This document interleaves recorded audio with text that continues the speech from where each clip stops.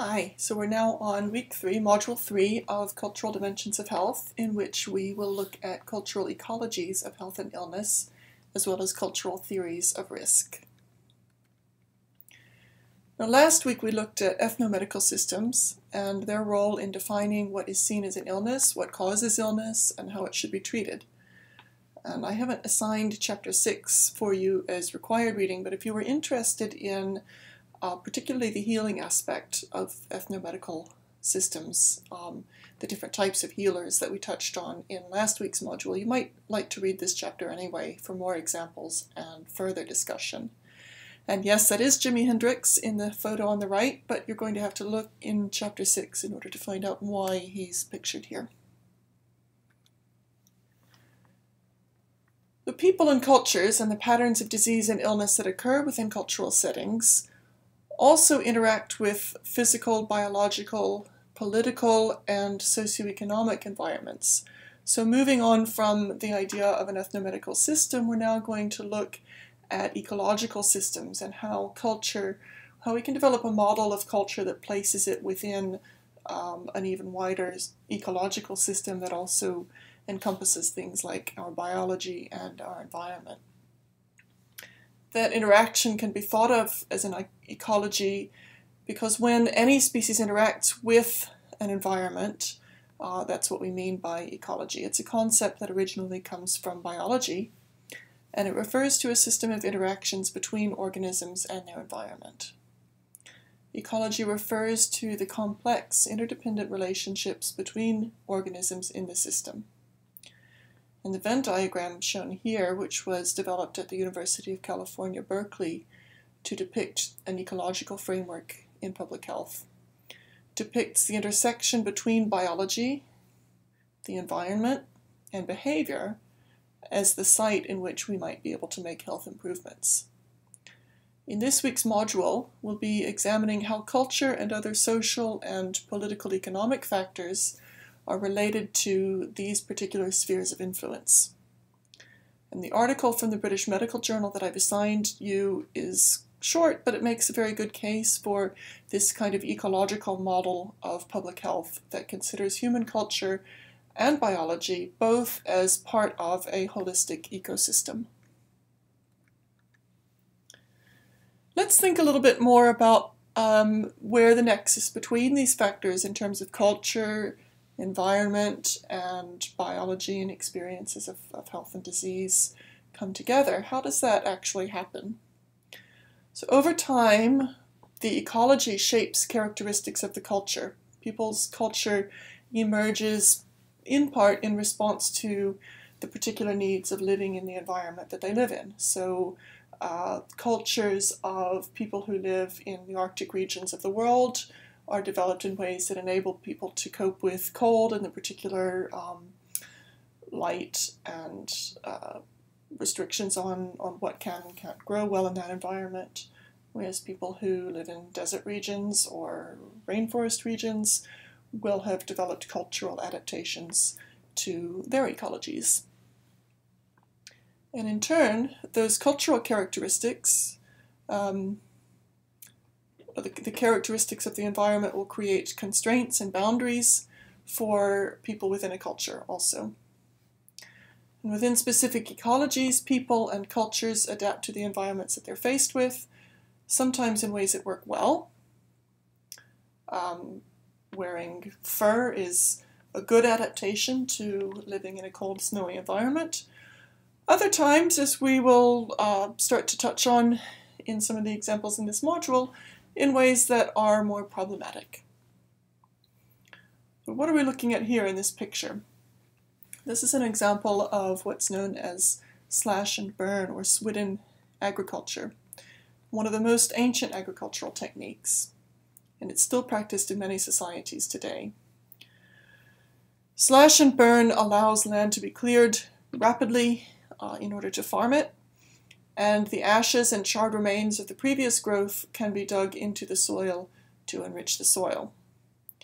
This represents a very significant change to the environment. We might be changing from a forest to land which is essentially barren of any large plants in order to grow a single crop for human consumption.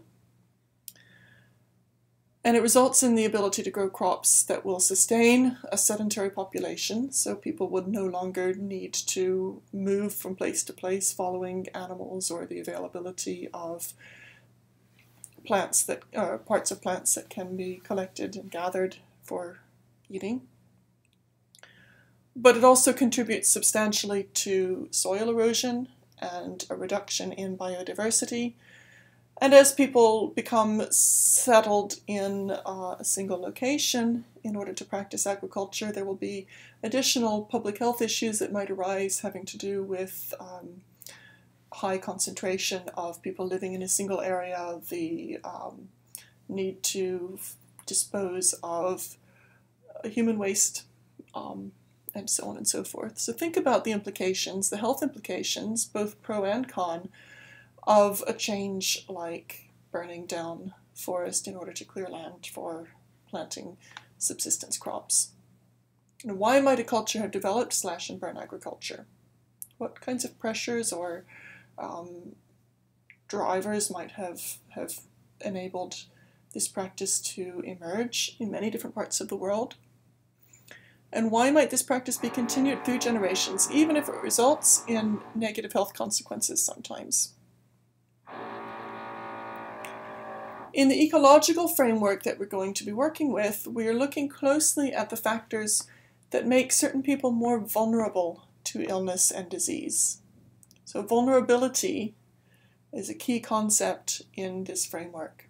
And for a society as a whole, vulnerability can result from the way that cultural institutions and practices interact with the physical and biological environment, this sort of physical ecology, or with the political and economic environment. So one example of this cultural ecological approach that we're talking about to disease vulnerability was Peter Brown's work on cultural adaptation to endemic malaria in Sardinia, which is discussed in your textbook, Chapter 7. In this work, Brown focused on cultural adaptations in Sardinia, Italy, that had a positive effect on the prevention of malaria. That is, it reduced societal vulnerability to the disease of malaria. Malaria was endemic in Sardinia before eradication.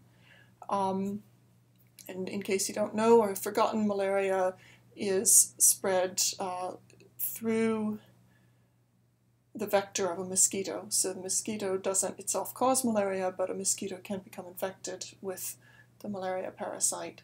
And then if an infected female mosquito bites a human, they can spread the disease to the new host. What Brown was looking at and discovered was that there were many cultural patterns which were adaptive in minimizing people's exposure to the disease.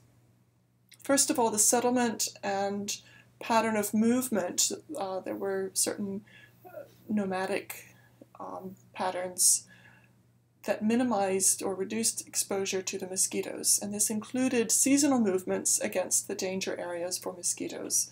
So people would move from place to place, usually associated with being shepherds, and that movement coincided, kind of in reverse, with where the mosquitoes were on a seasonal basis. So the exposure to those malaria-carrying mosquitoes was reduced.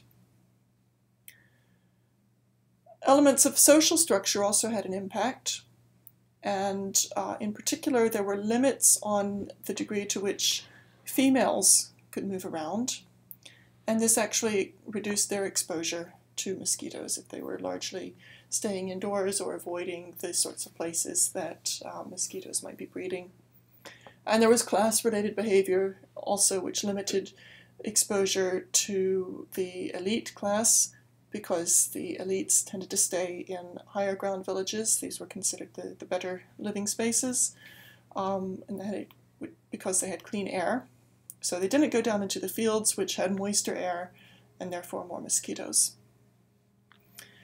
And finally, Brown looked at the ethnomedical system that was in place in Sardinia, and characteristic of many traditional Mediterranean cultures, there was a belief in hot and cold balance, which was quite important in the naturalistic medical system, ethnomedical system that was in practice, which led to particular behavior modifications that could also reduce the likelihood of a malaria relapse.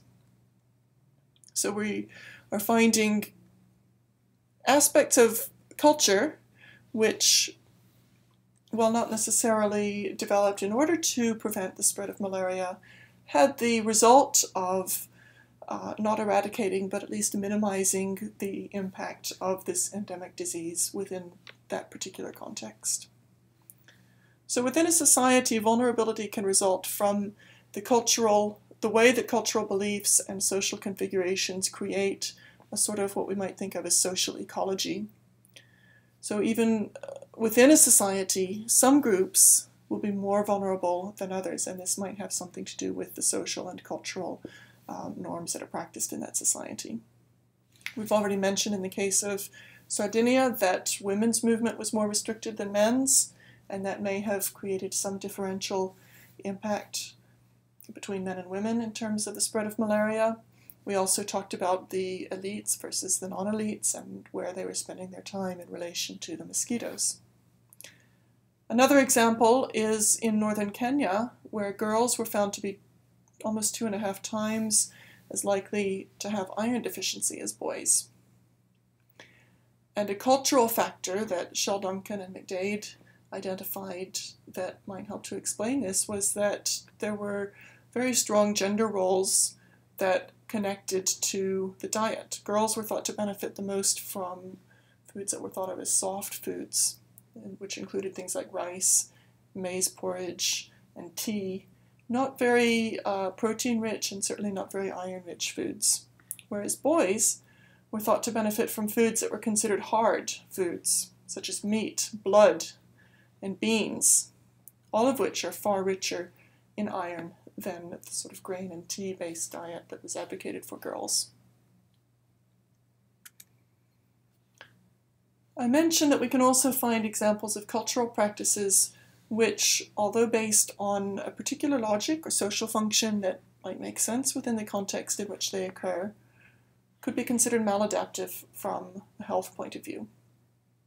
A classic example is the case of Kuru disease among the Fore people of Papua New Guinea. Kuru is a fatal degenerative brain disease caused by prions, which are a particular kind of modified protein, very similar to mad cow disease.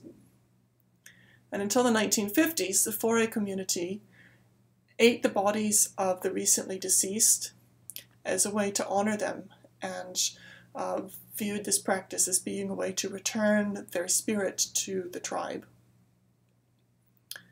There were gender rules involved in that practice of funerary cannibalism, we might call it.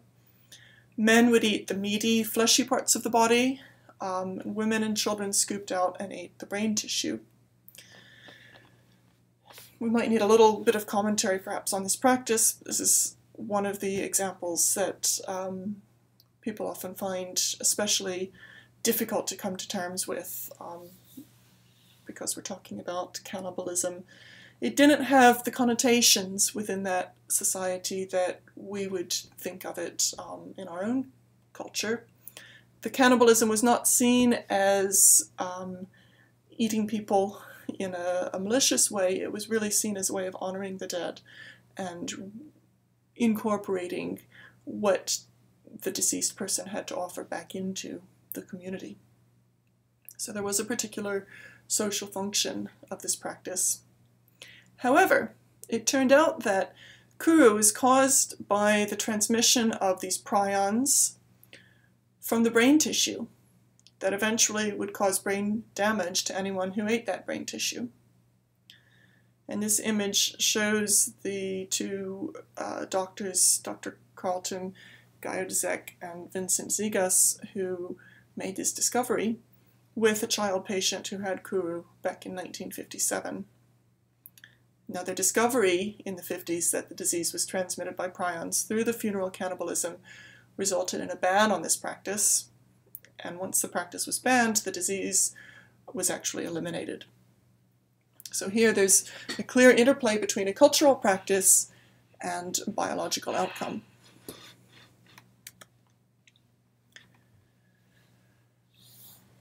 Now, we've talked about culture in a very particular way. We've spent quite a bit of time in the first module defining culture.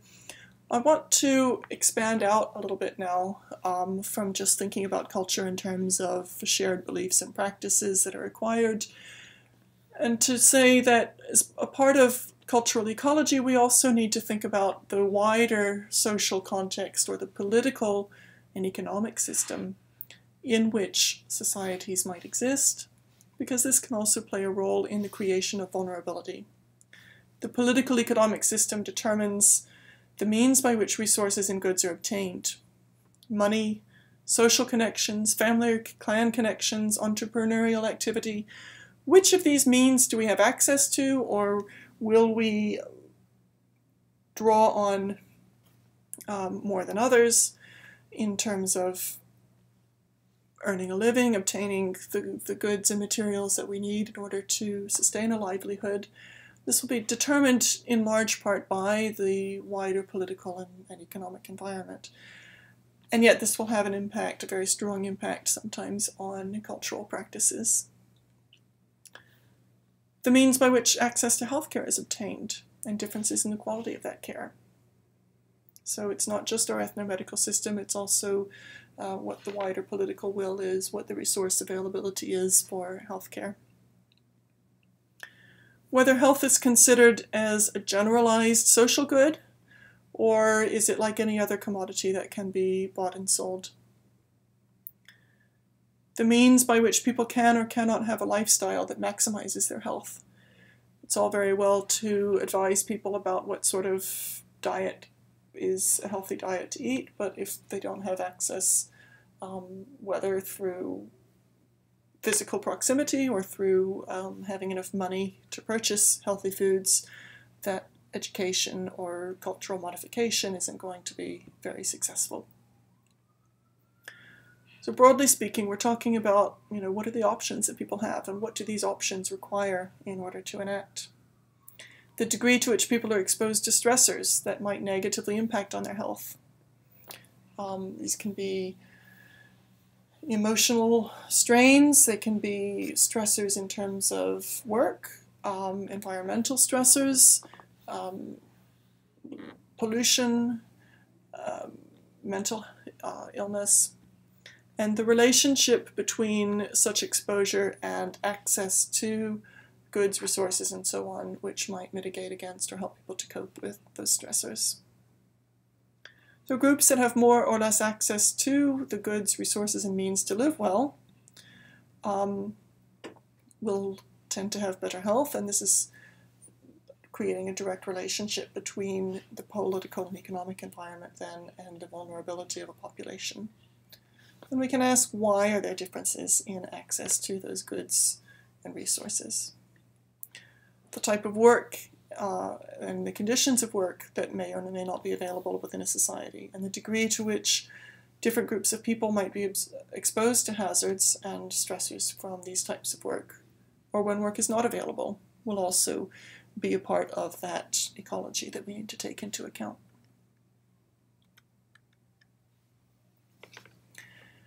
An anthropologist called William Dressler, with his colleagues, examined cultural beliefs about race and the implications of those cultural beliefs for health, and this is mentioned briefly in your textbook also. So Dressler and colleagues found that culturally based race classifications, as opposed to actually measuring biological skin pigmentation, were associated with high blood pressure. And furthermore, that the relationship between race as a cultural factor and blood pressure was mediated through socioeconomic status. In other articles, Dressler has advanced another concept which he refers to as cultural consensus as a determinant of health.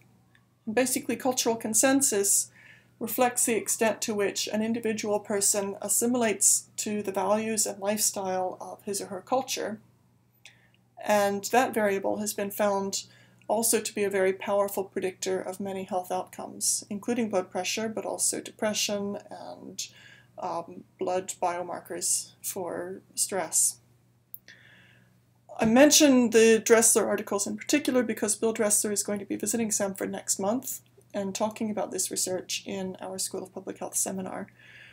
This should be a really interesting talk for students who are taking this class also, so you certainly will all be invited to that talk. And you can mark your calendars now. It's going to be on Thursday, the 25th of February at 10:30 in the morning. We're focusing on a political ecology, inquiring into wealth inequalities and health disparities as a part of the overall cultural ecology influencing vulnerability, is also addressed in the perspectives known as syndemics and structural violence. And these are kind of related perspectives in a way. Syndemics is an examination of the factors contributing to health problems that co-occur in specific populations. So we might find, for example, that HIV and AIDS, substance abuse, and violence tend to have higher incidence in similar populations. And so these diseases are in some way related to one another. Now, HIV and AIDS might seem obviously to be linked with substance abuse if we think about injecting drug users and sharing of infected needles as one of the pathways of HIV transmission. But we're not only talking about needle-based substance abuse.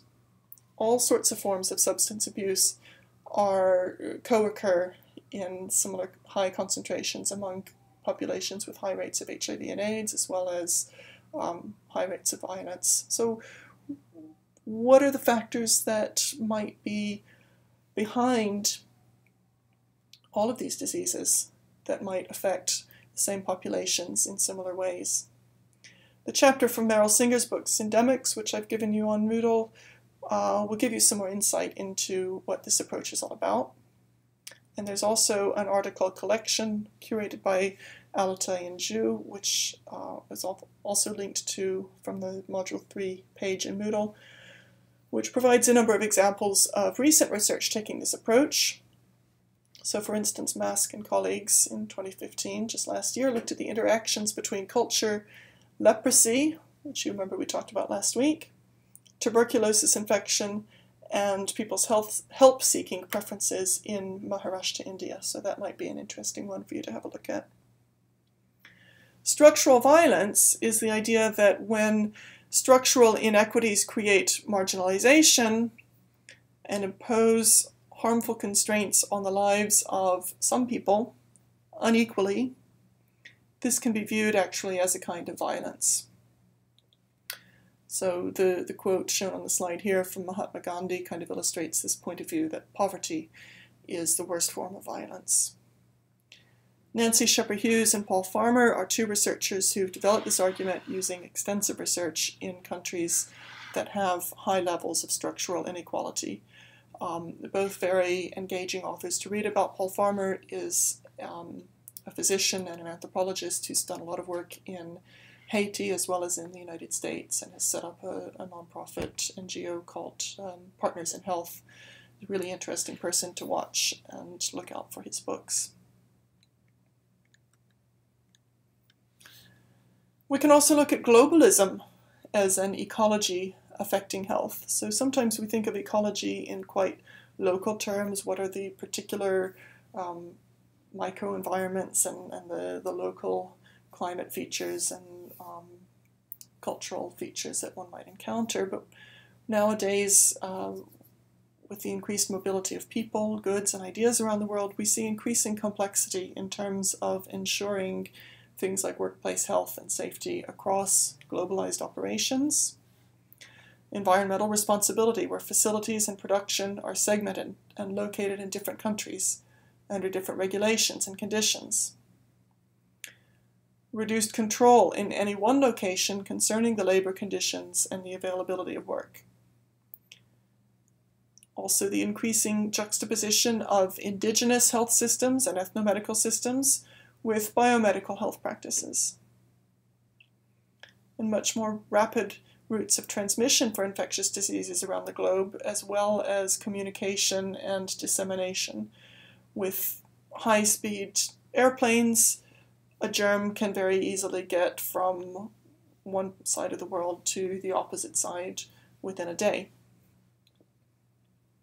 As countries develop in broad socioeconomic terms, life expectancy increases, but also the pattern of morbidity and mortality seems to shift from a primarily infectious disease burden to lifestyle-related health conditions. We're talking about chronic disease, heart disease, diabetes, cancer. And this is known as the epidemiologic transition or health transition.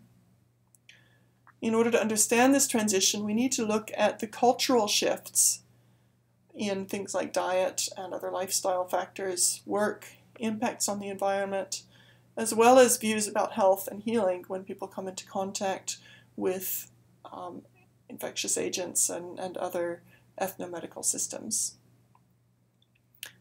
A classic case which is often discussed will be the transition from traditional means of subsistence, intensive physical activity required to grow primarily vegetable food, or perhaps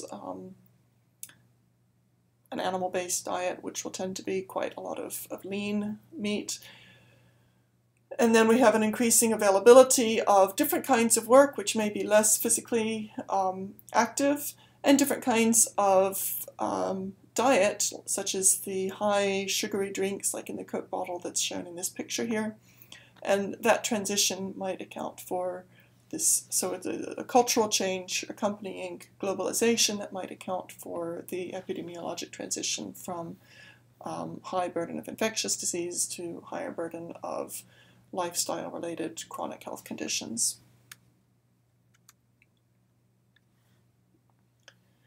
Now, the ecological approach's focus on vulnerability naturally leads us to consider questions of risk.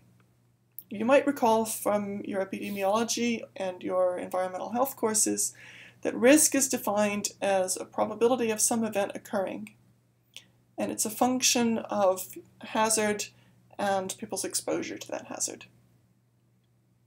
So biomedicine and public health generally view behaviors, social practices, and beliefs as risky, or people as being at risk, if they somehow increase the likelihood of infection, injury, personal malfunction, physical malfunction, or other problems. For example, the 2009 WHO report on global health risks, which I've linked on the module page in Moodle, and from which this figure was taken, presents a wealth of data on health risks around the world, but human beings are only partly bodies that experience risk in this statistical way. People don't always, and possibly just sometimes, factor actual health risk into their calculations personally about what to do or not to do. So now here we're going to start looking at risk as a cultural construct. That is, how do people's risk perceptions, their concerns, and their behaviors get shaped by much more than just the probabilities that an epidemiologist is equipped to calculate. We need to take culture into account somehow. One reason for this should be clear by now. There are different definitions of health, and these definitions may or may not align with a strict biomedical construction. And the second reason should also be clear. Health, however defined, is still only one kind of motivation or determining factor underlying behavior. Remember, we looked at the funerary practices among the Faroe and Papua New Guinea that were making people sick. They were spreading prions when people consumed brain tissue of the departed, and that was resulting in the spread of the Kuru disease. But there were other reasons why that practice had emerged within that culture and why it had persisted within that culture, even though it's now been banned. Your gender, your status, your economic needs, your moral codes, all kinds of other factors might trump a particular health concern about, or concerns about physical safety and injury. So if we're going to go into a community and try to promote health or provide education about behaviors and try to empower people to make behavioral modifications that we feel could improve their health, we need to really be mindful that there will be other cultural factors which might also play into those behaviors and people's decision making about whether to make particular behavioral changes or not. Health risk is a relative construct. So let's take just a few examples from the table that's in your book, showing how social and cultural factors and competing risk concerns can create situations that are viewed as risky behavior by public health professionals. So the first example in the table is low rates of condom use among sex workers presenting a risk of HIV and sexually transmitted infection. This begs the question, really, why do people engage in this form of work in the first place? And there will certainly be social and cultural factors involved in that decision. And quite often those will include a social and cultural obligation to support one's family, and economic and political factors, which mean there may be very few additional options available to those individuals. So there's a risk of not earning an income in order to provide for one's family, which may be the more immediate and more salient concern than the risk of catching a sexually transmitted infection. Another example is preparing and serving foods which are high in fat, presenting a risk for obesity, diabetes, and in general poor cardiovascular health. So what are the social and cultural factors that we need to consider here? Well, why do people make and enjoy certain kinds of food? You might say, well, it's personal taste or what we become accustomed to. But the idea of becoming accustomed to something, we're already introducing now a cultural dimension. There will be culturally important foods that help to maintain social roles and identity. And this cultural function is not easily dismantled. And furthermore, if we were to try to dismantle the cultural associations that people have with particular types of food, there may be a risk perceived of losing one's social standing, losing one's cultural identity, which can be very important. Final example on the table is youth becoming involved in violence, which carries with it a very high risk of physical injury and even death. Cultural factors might include looking at the role of violence in symbolizing one's power and esteemed social roles, and why are those kinds of power questions salient within particular cultural context. Might also refer back to a political economic environment in which horizons and opportunities can be very limited. So there may be a perceived risk of victimization or low social status and an actual low access to resources if one isn't seen to be a strong enough or powerful enough person. So all of these risk behaviors that are identified in the first column of the table, in order to change these behaviors, it needs much more than just educating people about the risks involved. And it might even require more than some of the behavior change models that you've learned about in your health behavior class. You might read the detailed example about runaway youth and HIV risk, which is explained at some length in your chapter 8. And I'm going to go on and present a few additional examples. And I'm going to discuss these examples briefly in the video here, but you should follow them up by choosing one example that you want to look at in some more detail. Find the corresponding reading from your additional reading list on social construction of risk on the Module 3 page.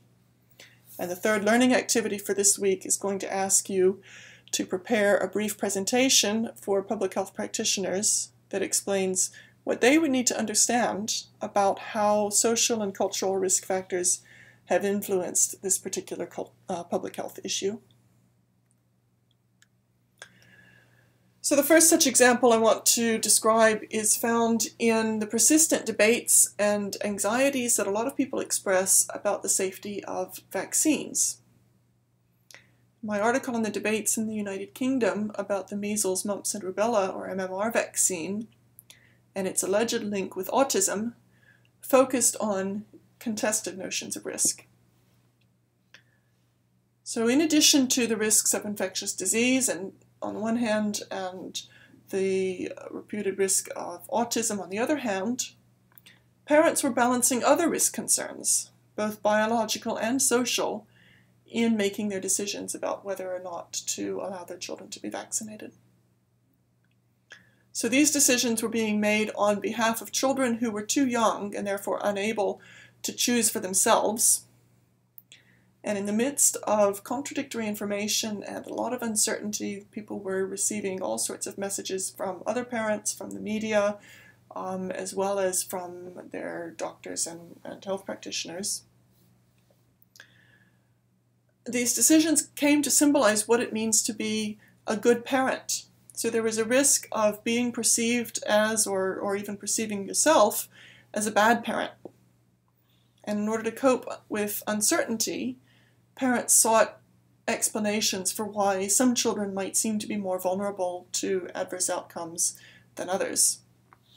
And the statistical explanations about relative risks of the MMR vaccine versus the risk of catching one of the diseases that could be prevented with the vaccine, these really didn't address the additional risk concerns that had been expressed by those parents.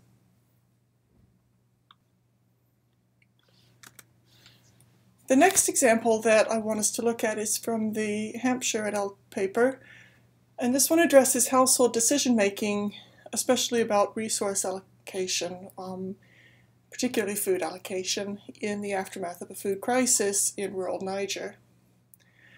International attention had resulted in humanitarian agencies launching emergency nutrition programs, otherwise known as famine relief, in order to alleviate persistently high levels of acute child malnutrition.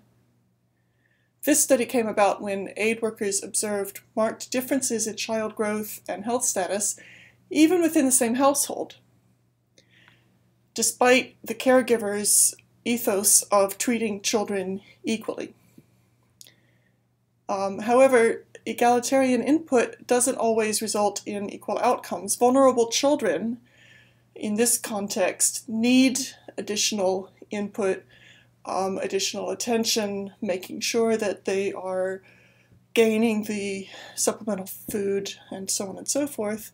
And they can become what we termed victims of non-discrimination through a form of benign neglect engendered by pervasive poverty.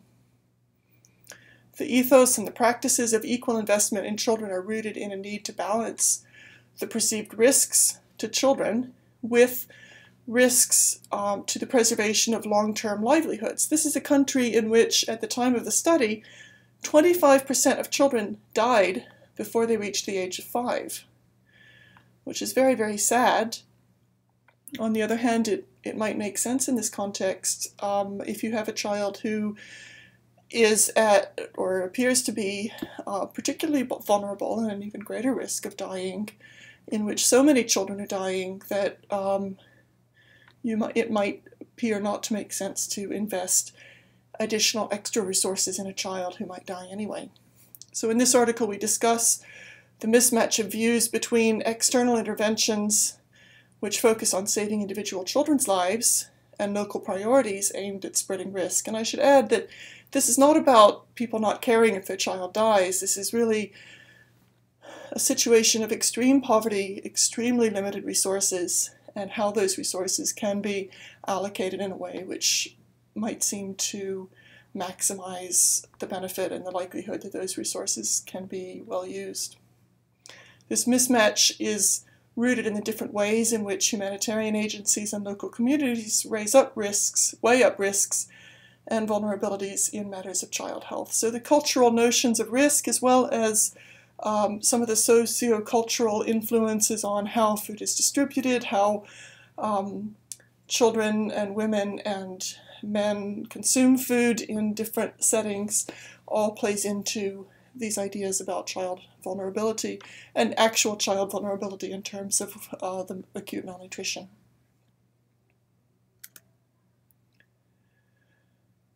Next, a very current and closer to home example is the ongoing tuberculosis epidemic in Perry County, Alabama, that you might have heard about on the news. Or maybe you even know somebody living in Perry County and have heard about it from them. TB has already caused a number of deaths and is occurring at a rate 100 times more than elsewhere in the state, and even higher than in many developing countries.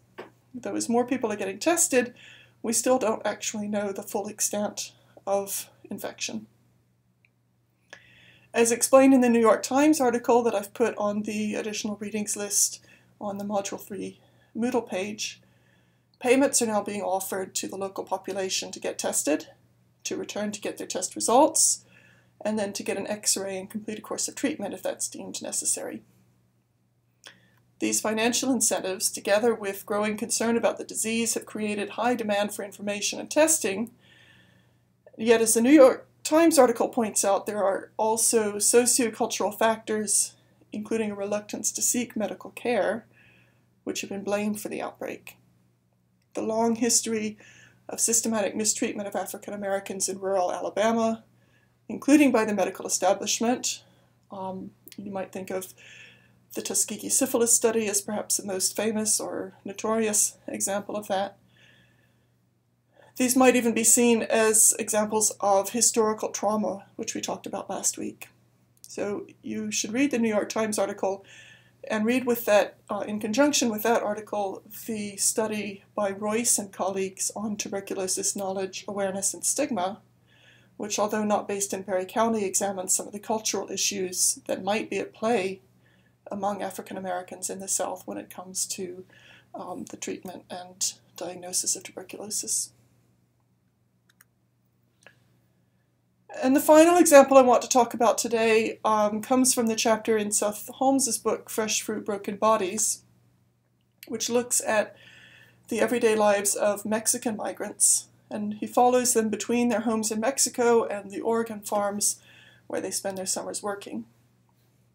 This is labor that puts cheap food on American tables, and a lot of it is the sort of food that's advocated by public health nutritionists, fresh vegetables. But it comes at a huge health cost to the workers who harvest and prepare it for distribution. They have long working hours, very physically demanding and sometimes difficult work, exposure to pesticides and other working conditions, which these migrant farm workers encounter for minimal pay. In addition to which, Holmes documented anti-immigrant sentiment, racism, and lack of access to health care as social stressors that these migrant farm workers endure. And yet, when Holmes asked these workers, was it worth the risk, the answer was very clearly yes. So look into this issue and think about the additional cultural and political economic factors feeding into this picture of risk and the decisions that people make. Part of the reason I've chosen this particular example is the health of migrant farm workers is an area of deep concern at Samford's College of Health Sciences, and we actually operate a summer health promotion program for migrant workers and their families at Chandler Mountain, which is nearby in St. Clair County, where this photograph was taken.